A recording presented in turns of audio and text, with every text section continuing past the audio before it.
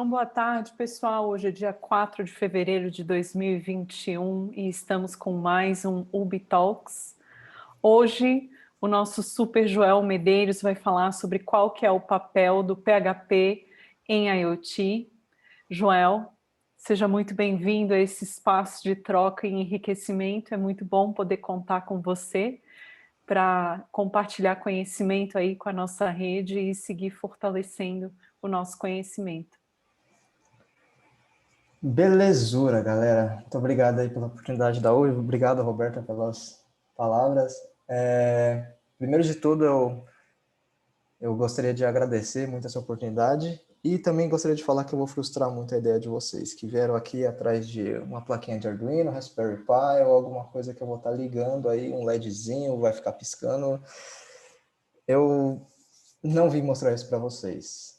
Eu vim mostrar para vocês o que é IoT, explicar o que significa essa sigla aí, da onde que veio essa ideia, como que é utilizada hoje e onde raios o PHP se enquadra nessa história. E também, né, por que eu escolhi PHP? Eu escolhi PHP porque eu quis, né? Eu poderia ter falado de Python, poderia ter falado de JavaScript, mas eu gosto de falar de PHP, então eu vou falar de PHP para vocês. Beleza, antes de qualquer coisa, eu vou me apresentar para vocês, né? Quem que é esse cidadão que vos fala aqui? Eu sou um cara muito curioso, sou tipo o Zequinha, tá?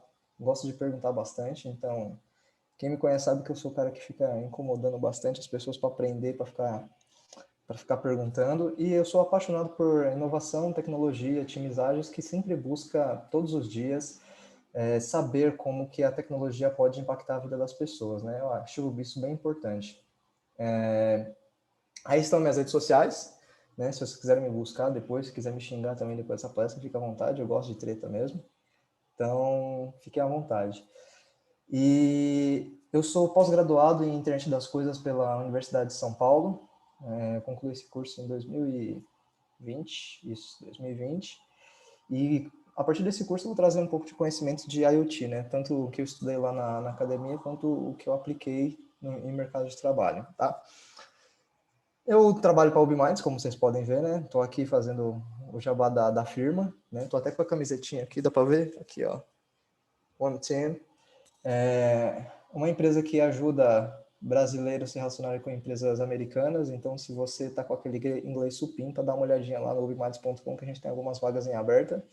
E não esquece de falar... Vou aproveitar até que a Dani está aí no quadro, ó. Fala com essa menininha aí, ó, do quadro, tá?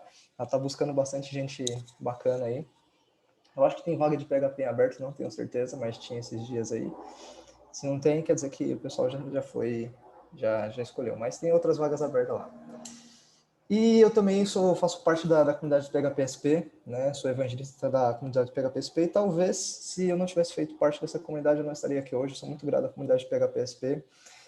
Hoje em dia eu tenho colaborado bastante com a comunidade do PHPSP, a gente tem feito algumas lives aí recentemente, então se você quer um conteúdo bacana sobre PHP e outras tecnologias também, que a gente fala de diversas coisas lá, acessa lá o YouTube do PHPSP, que tem bastante coisa acontecendo, se inscreve e também ativa o sininho lá, porque a gente sempre está fazendo live nova e trazendo conteúdo para vocês. Mas vamos parar de papo chato, né? Vocês querem saber coisas interessantes. Então, primeiro de tudo, o que raios é IoT?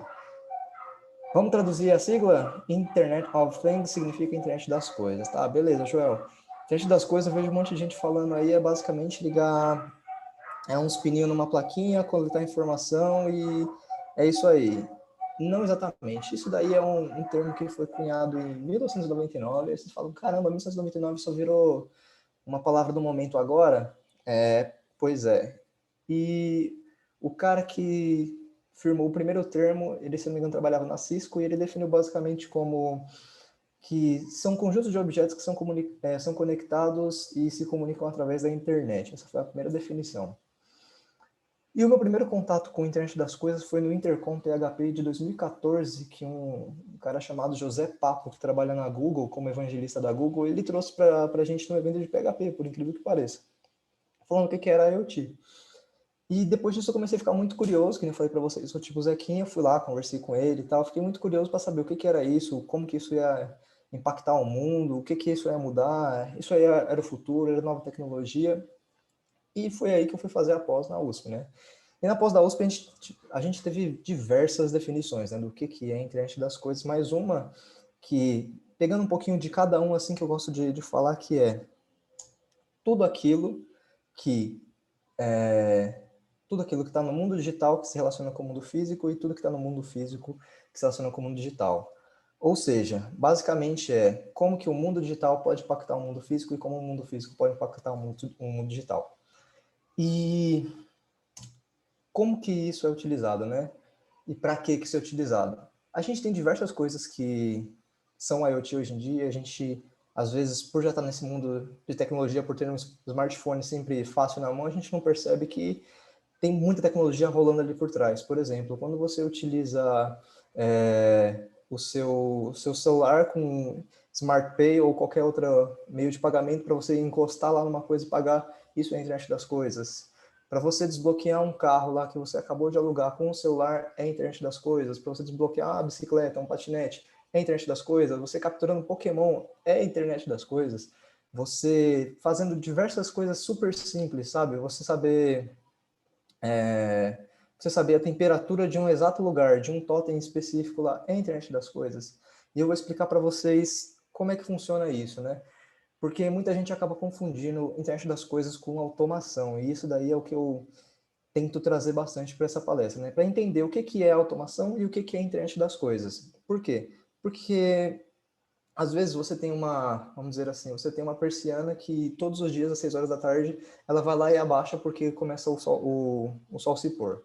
Isso aí é a internet das coisas? Pode ser, mas se você tem uma regra definida para todo dia às 6 horas da tarde aquela persiana descer, você não tem nenhuma inteligência ali. Então pode ser que não seja a internet das coisas. Isso aí pode ser só mais uma automação. Por isso que eu trago essa discussão. Qual que é a diferença entre a internet das coisas e o que é automação? Para definir isso, eu vou trazer um cenário bem simples aqui, para a gente conseguir desenhar isso na nossa mente e conseguir entender o que é automação e o que é a internet das coisas. Dado um cenário vamos dizer assim, de um semáforo, né? Imagine que isso daí é um semáforo. Um semáforo pode ser feito dessa maneira, tá? Com uma pequena plaquinha e alguns sensores ligados nele. Dentro dessa plaquinha, a gente vai conseguir colocar algumas regras que, por exemplo, eu quero que esse semáforo ele fique sempre 1 minuto parado no semáforo verde, eu quero que fique 30 segundos no semáforo vermelho e quero que fique 5 minutos no LED amarelo. Beleza. Esse semáforo vai ficar sempre assim, até ir alguém lá e reprogramar essa plaquinha, beleza? Ou seja, isso vai acontecer independente de qualquer ação externa. Vai ficar repetindo, repetindo, repetindo, repetindo, repetindo e num loop. A mesma coisa quando você tem a persiana. Todo dia às 6 horas da tarde, ela vai abaixar. Todo dia às 6 horas da tarde, ela vai abaixar. Por quê? Foi programado nela que todo dia às 6 horas da tarde ela vai abaixar. Isso não tem... Isso tem tecnologia? Tem, mas não tem nenhuma inteligência por trás disso. E é isso que eu quero mostrar o que é IoT. Dado o mesmo cenário de semáforo, a gente tem um semáforo e tem vários carros trafegando através dele. Se a gente começar a coletar diferentes tipos de informação para conseguir fazer isso de uma forma mais eficiente, mais inteligente, o que a gente pode fazer? A gente pode coletar quantidade de carros, a gente pode coletar a quantidade de carros que estão passando naquele momento. Suponhamos que seja o mesmo cenário, 1 minuto vermelho, 1 minuto verde, 30 segundos vermelho e 5 segundos amarelo. No período de 1 minuto do semáforo verde, quantos carros passaram? Passaram 100 carros. Beleza. Que horas são? Agora são, sei lá, 15 para 6. Beleza. Já temos uma informação bacana. Com essa informação, a gente manda para uma nuvem para ser processada. Beleza?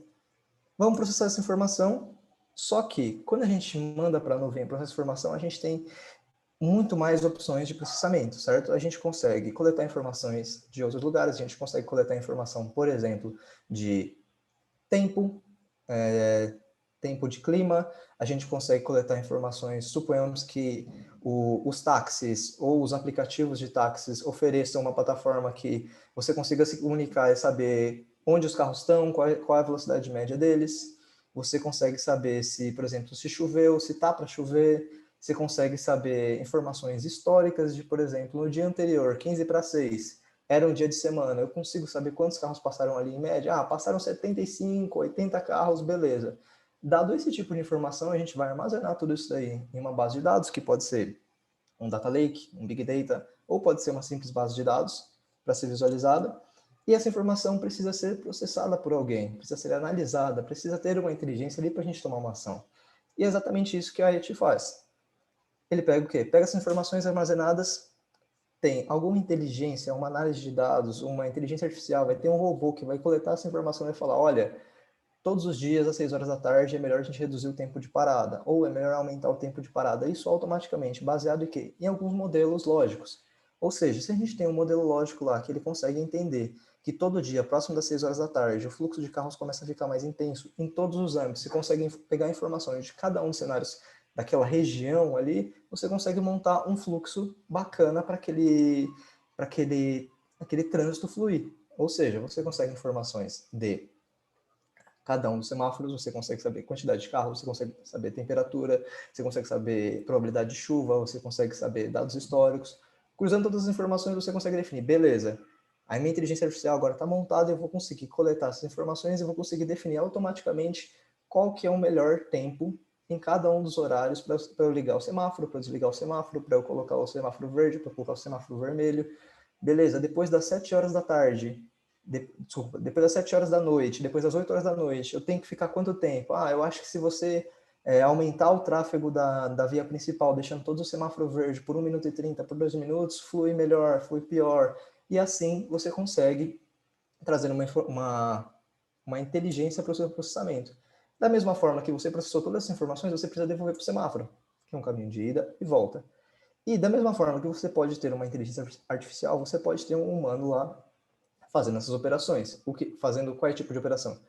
Mapeando esse modelo lógico inteligente e falando assim, isso está certo, isso está errado, não, eu acho que é melhor, por exemplo, às 7 horas da noite você aumentar o tempo, você reduzir o tempo. Você pode fazer isso, mas a ideia é que você consiga automatizar todo esse processo para que ele consiga pensar sozinho e você apenas vai aparando as pontas. Esse processo de aparação de pontas, de ver o que está certo e o que está errado, para um modelo lógico é chamado de mineração de dados, que você consegue ficar visualizando, falando assim, esse cenário é bom, esse cenário é errado, porque, por exemplo, suponhamos que toda sexta-feira já tem um semáforo, um cenário definido, só que chega uma sexta-feira, é feriado, acontece de ter menos carros na rua.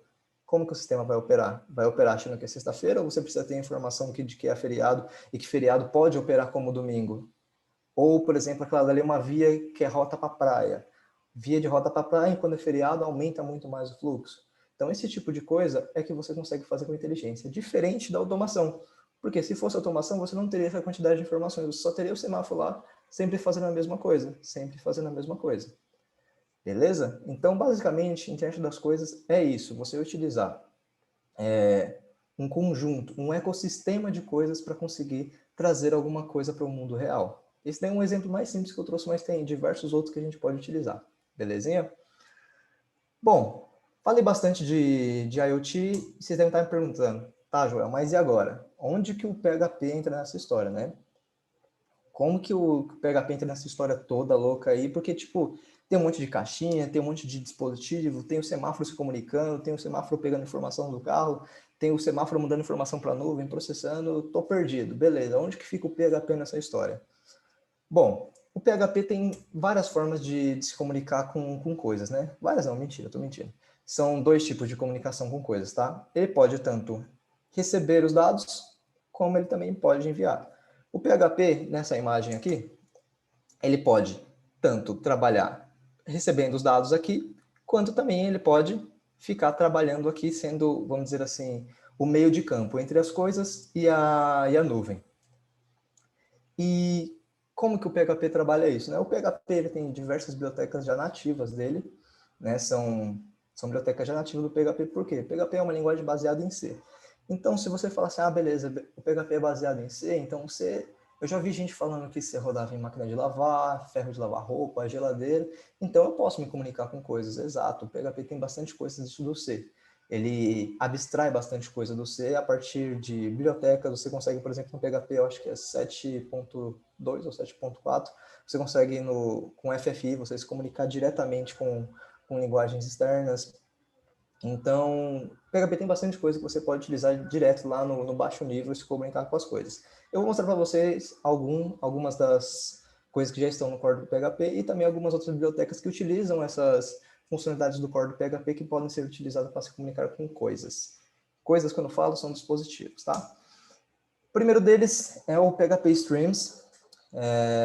Vamos dizer assim que é a forma mais, não diria arcaica, mas a forma mais rudimentar assim, para você se comunicar com coisas, porque você consegue acessar diretamente a porta serial. É que nem você ir lá no seu terminal e dar um ping em algum stream. O que é um stream?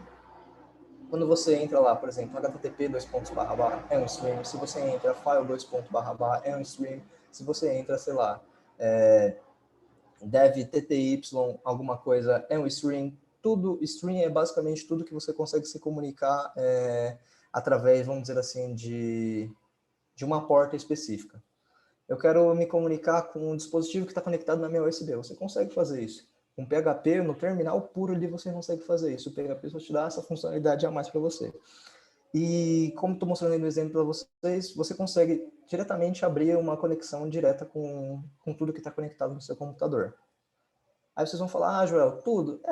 Quase tudo, porque tem algumas coisas que você precisa de algumas implementações, você precisa de algumas comunicações, você precisa balizar o que você precisa passar alguns parâmetros para se comunicar com determinadas portas, mas quando a gente se trata de portas seriais, por exemplo, porta USB é uma porta serial. Se eu não me engano, aquelas portas antigas de vídeo também são portas seriais que você consegue se comunicar. Aquelas catracas antigas de academia são portas seriais, você consegue se comunicar. Tem alguns tipos de padrões que você consegue se comunicar utilizando PHP Streams. Beleza? O próximo é o PHP DIO, né? Que é justamente para isso, né? Para escrita e leitura desculpa, para escrita e leitura em portas seriais. Ele foi criado exatamente para isso. Só que o PHP DIO, diferente do Stream, ele é daquele quando você precisa diretamente se comunicar com o dispositivo. Ou seja, para você se comunicar diretamente com o dispositivo, tem uma coisa que eu esqueci de falar do PHP. O PHP é uma linguagem que sempre roda em runtime. O que quer dizer? Ela tem uma instrução para ser executada, ela inicia um processo, executa, quando termina esse processo é exterminado. Só que para você se comunicar com um dispositivo, você precisa o quê? Ter uma comunicação constante com esse dispositivo para saber o estado dele. Ou seja, você precisa estar realmente conectado e estabelecido com ele. É que nem, por exemplo, suponhamos que você tenha um carregador do celular. Imagine que, por exemplo, você colocou o carregador no celular, ele falou assim, beleza, vou carregar, e ele desliga. Esse é o PHP. Ele só, envia uma instrução e desliga, envia uma instrução e desliga. Só que para você se comunicar com o dispositivo, você precisa ter essa conexão estável. E essas bibliotecas auxiliam nisso, né? Isso é chamado de... Depois vocês me corrigem se eu estiver errado, mas é escrita não bloqueante, é alguma coisa assim não bloqueante, que é o quê? Você sempre manter uma conexão estável com o dispositivo através da linguagem, através da sua máquina com o dispositivo. Então você precisa disso, certo? E o último que eu trago para vocês aqui do core do PHP, que é muito bacana, é muito utilizado também, é o Stream Sockets. Como é que funciona o Stream Sockets? Basicamente tem duas formas, você pode ser o cliente ou você pode ser o servidor. Quando você é o servidor, você é aquele que recebe as requisições. Suponhamos que, por exemplo, você vai lá, instale um serviço de, sei lá, um Linux dentro do Raspberry Pi e você suba um servidor PHP. Lá dentro você consegue subir um Stream Socket para você ficar recebendo requisições lá. Suponhamos que esse sensorzinho fica, sei lá, fica coletando informação de temperatura da casa e é um carrinho que fica andando pela sua casa. Um exemplo bem pitoresco. Aí ele vai ficar recebendo essas informações e mandando para esse socket. Esse socket pode fazer o que ele quiser. Pode salvar no banco de dados, pode mandar para uma API, pode, sei lá, pode processar essa informação e, avisar você automaticamente. Joel, tá quente pra cacete. Joel, tá frio. Joel, tá calor. Joel, vai esquentar. Joel, seu fogão tá aceso faz tempo, vai pegar fogo. Você pode fazer várias coisas. E também tem o lado do cliente, que é quando você quer se comunicar com o socket. Suponhamos que a gente tenha agora 2 carrinhos na nossa casa. Os 2 ficam coletando informações de temperatura. Só que um também coleta a umidade. Suponhamos que esse que coleta a umidade vai ser o servidor e o outro que só coleta a informação da temperatura vai ser o cliente. O cliente sempre vai mandar informações para o servidor, vai ficar se comunicando com ele, e o servidor sempre vai pegar essa informação e vai ficar processando, certo? Além de coletar, ele vai ficar mandando essa informação para lá. Então, basicamente, é assim que funciona o Stream Socket, beleza? Serve para fazer comunicação entre dois processos. Mas o que a gente tem de biblioteca, né? O que a gente tem de biblioteca hoje? Dentro do PHP, a gente tem algumas bibliotecas muito interessantes dentro do PHP, que já foram feitas para plataformas específicas, para dispositivos específicos, para resolver outros problemas que acabam casando com a ideia de IoT. O primeiro dele é o GPIO. O GPIO eu achei uma biblioteca bem interessante. Por quê? Porque você consegue se comunicar diretamente com as portas seriais do Raspberry Pi, por exemplo. Você consegue chegar lá e falar assim, olha, se na porta 18, que é o exemplo que eu estou mostrando para vocês, na porta 18 eu quero que acenda o LED. Você consegue mandar um bit de informação para ele acender o LED lá. Aí o que acontece? Você vai ter o seu laptop, certo? Conectado à plaquinha, e a gente vai conseguir, através dessa conexão, mandar a informação lá para a plaquinha para acender. Aí lá na plaquinha vai ter uma instrução, ó, toda vez que eu receber um bit na porta 18, eu vou acender o LED que está aqui no meio do meu circuito, certo? Isso é bem bacana. Isso daí foi o Felipe Limeira, ele trouxe esse estudo sobre o GPIO que eu achei bem interessante, que a ideia dele era fazer um braço mecânico, né? Mas ele acabou só ligando um LED como todo mundo liga. Mas é bem interessante para você conhecer essa biblioteca, que você consegue se comunicar via GPIO, que é um protocolo de comunicação de baixo nível e tudo mais. Um outro cara que eu gosto bastante, que é para você também se comunicar diretamente com os dispositivos de baixo nível, que você consegue também, tendo plugado essa sua plaquinha direto num serviço ou no seu laptop, você consegue falar para ele, liga um LED, acende alguma coisa, roda um motorzinho, gira uma ventoinha, você consegue fazer tudo isso daí. E o mais legal do Carica é que ele tem implementação para diversos dispositivos, não só para Raspberry Pi. Você consegue fazer isso com Arduino, você consegue fazer com ESP8266, você consegue, sei lá, utilizar diversas placas que tem no mercado hoje com Carica. Ele é basicamente um driver que você consegue se comunicar com diversos dispositivos, o que eu achei muito interessante, a ideia do projeto. Só que, como eu falei, você não coloca o código PHP dentro do dispositivo, você coloca alguma instrução lá que vai receber comandos que vão ser respondidos. A gente consegue se comunicar com a placa através de ligação serial, ou seja, vai ter que ter um cabinho ali conectado. Beleza? E eu trago dois últimos super interessantes também, que vamos dizer assim, que está na modinha hoje em dia, né? Eu quero fazer o PHP reativo, PHP é melhor que JavaScript, chupa Node e tal. Mas, brincadeiras à parte, o React PHP ele vem bastante com essa ideia de escrita não bloqueante, né, não blocante, né, do PHP, que você consegue manter uma conexão estável. E uma palestra que eu achei muito interessante foi do Fernando Silva, no TDC, TDC de 2016, que ele estava controlando um drone com PHP. Como que ele fez isso? Tinha uma plaquinha de Raspberry Pi, essa plaquinha de Raspberry Pi tinha um serviço instalado lá, um Linuxzinho, tinha subido um serviço de PHP. Dentro desse serviço de PHP tinha uma implementação de React bem similar a essa. E, além disso, tinha um painel que ficava exportando uma porta 80 lá. Se você tivesse na mesma rede, naquela plaquinha que estava no drone, você conseguia ver o painel e, com isso, você conseguia controlar o drone lá, tipo, do seu celular, você acessava lá, sei lá, TDC RS 2016/drone, você acessava lá, você conseguia ver o painel, você conseguia fazer o drone voar, sabe? Aí você fala assim, putz, tá rodando o que ali? Tá rodando PHP, cara, tipo, o cara subiu lá um serviço, é mais pesado, mas é legal você ver que funciona isso, você consegue fazer esse tipo de coisa. E o React PHP ele tem uma implementação de streams, ou é do PHP DIO, não tenho certeza, mas ele utiliza tudo isso por debaixo dos panos. E tem um outro cara que é muito parecido, só que tem muito mais implementações, um pouco mais robusto, tanto de runtime quanto de resposta, é o Zwoolie. Esse cara, tipo, vamos dizer assim, além de trabalhar essa ideia de reativo, não blocante e também processamento assíncrono, ele traz muita funcionalidade para a gente que quer, sei lá, brincar com hardwarezinho, tá?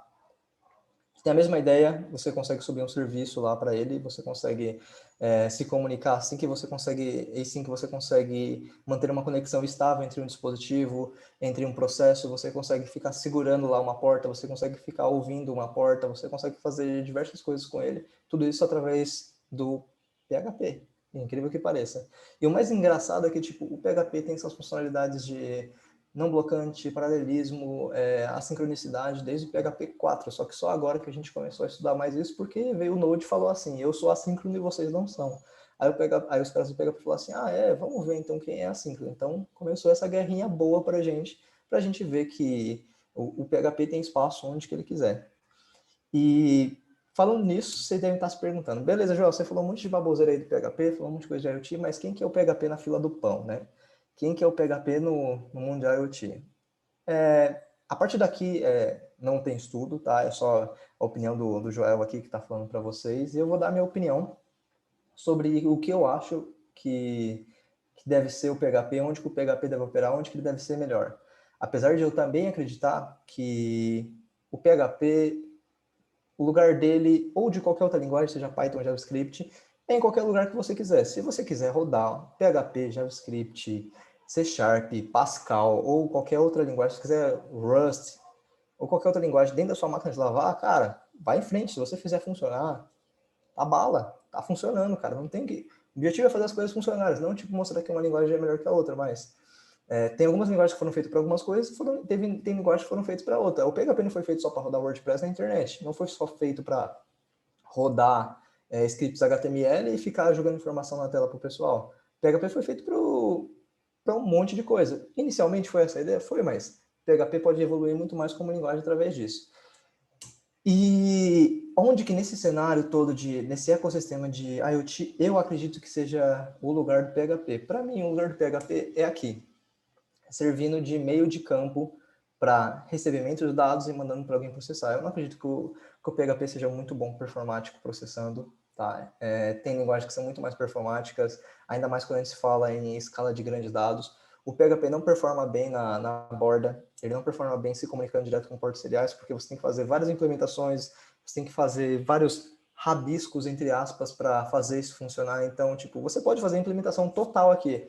Beleza, eu quero fazer PHP na borda, PHP recebendo os dados na nuvem, PHP processando, PHP analisando. Cara, você pode fazer tudo isso daí. Vai funcionar, tem biblioteca já para isso, mas não vai ter a mesma performance que você utilizar um mix de outras linguagens. Por isso que eu acredito que o lugar do PHP é onde ele quiser. Mas também você tem que ter ciência que, tipo, existem melhores ferramentas para fazer aquilo. O PHP não é um martelo que vai bater em todos os pregos. Um martelo que vai, tipo, é um machado que vai cortar todas as árvores, sabe?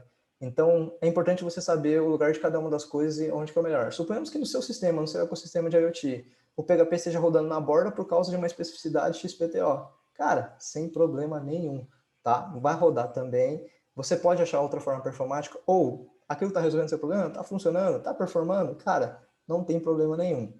O importante é você conseguir resolver o seu problema. Belezinha? Galera, era isso que eu tinha a falar para vocês. Falei demais já. Eu queria ouvir de vocês aí. Se vocês quiserem mandar qualquer pergunta no chat, tá com vergonha de mostrar a cara, tá com vergonha de falar qualquer coisa aí, me manda no chat aí a mensagem que eu já vejo, já respondo. Então, esse canal está aberto aqui para vocês. Eu gosto bastante de conversar com a galera. Então, quem tiver disponível aí para conversar, também tiver alguma dúvida sobre a IoT, quer discutir alguma baboseira que eu falei, quer falar qualquer coisa aí, manda um abraço, tá com saudade de mim. Eu também tô com saudade de vocês. Então, falem comigo, por favor.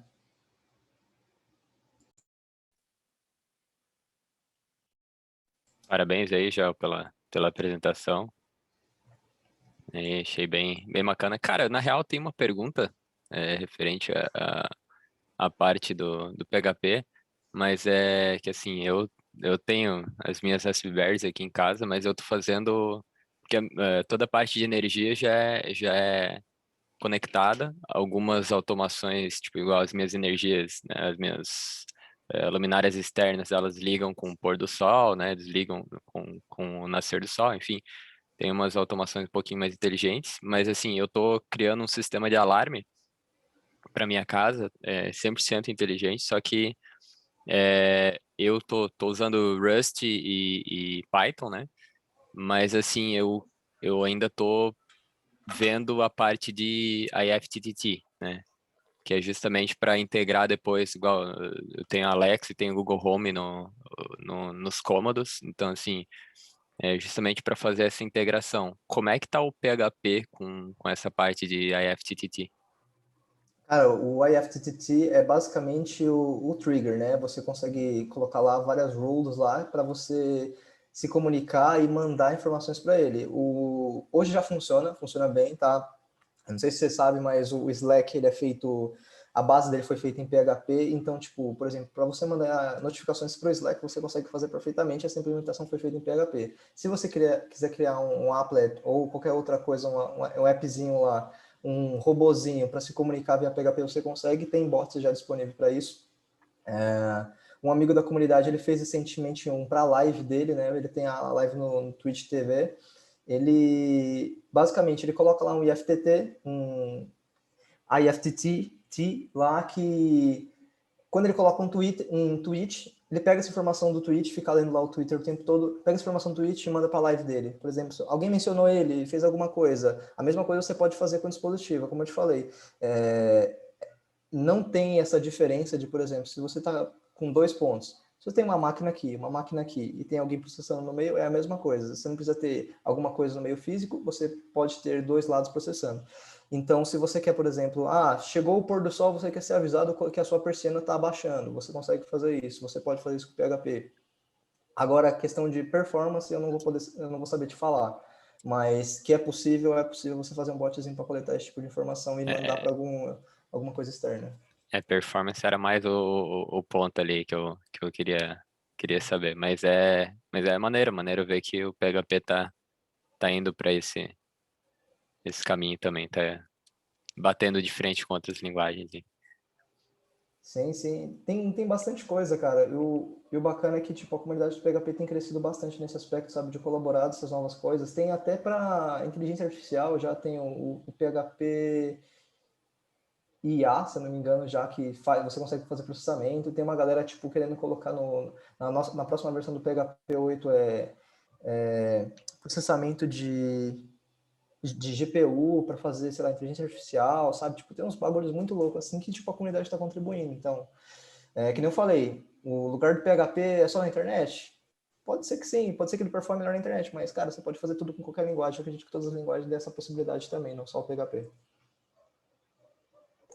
Eu acho que a keyword do PHP seria acessibilidade, né? O PHP é meio que a porta de entrada para muita gente na programação. E aí você introduzir o IoT com o PHP é uma forma da pessoa aprender um pouco além da linguagem principal e sem ter que necessariamente aprender uma linguagem nova. Exatamente, concordo total com o que o Hugo disse.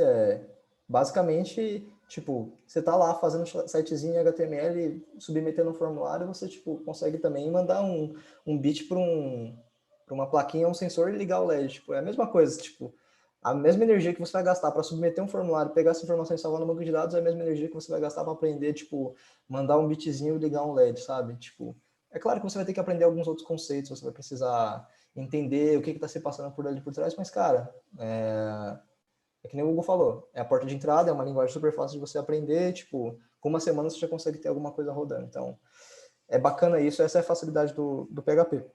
Hoje, eu vou agradecer os parabéns que estão aqui no chat, cara, agradecer o Felipe, pô, o Felipe tava aí, cara, bacana, Felipe, saudade, mano. O Vinícius Dia mandando 700 claps aqui, como sempre. Valeu, Vinícius. Cássio Santos, pô, Cássio do PHP SC, bacana. O Juan, parabéns. Paulo Pinheiro, obrigado aí pela presença. Valeu demais, galera, pela presença de vocês aí. E assim, se vocês tiverem nenhuma dúvida, só quiserem me xingar também, fica à vontade aí, quero falar com vocês. Estou carente. Dá atenção. Show de bola, Joãozinho. Obrigada por todo esse conteúdo super rico. Obrigada a todo mundo que compareceu. Depois a gente vai disponibilizar no nosso YouTube. Valeu, galera. Valeu, pessoal. Boa tarde para vocês aí. Agora, happy hour, hein? Uhul. Valeu, valeu. Tô. Parabéns aí, Joel. Valeu, André. Valeu. Valeu, Joel. Abraço. Abraço. Falou!